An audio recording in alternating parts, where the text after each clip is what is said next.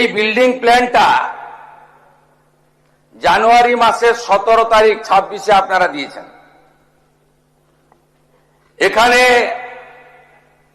সব বের করেছি আমরা। এ আপনাদের পাপের ফল। সব জায়গায় টাকা নিতে নিতে এই সিটি অফ জয়কে এবং বৃহত্তর কলকাতাকে মৃত্যুপুরীতে আপনারা পরিণত করেছেন। একাধিক ইনসিডেন্ট, গার্ডেন রিচ থেকে শুরু করে শিক্ষা নেননি, সংশোধন করেননি, কোন উদ্ধার কার্যে এনডিআরএফ এবং আর্মিকে কোনোদিন ডাকেননি।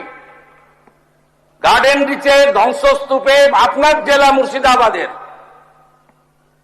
যারা হাত খুলে মমতা ব্যানার্জিকে ভোট দেয় মুসলিম, তাদের 14 জন চাপা পড়ে মারা গেছিল, একজনকে উদ্ধার করতে পারেননি আপনারা জীবিত।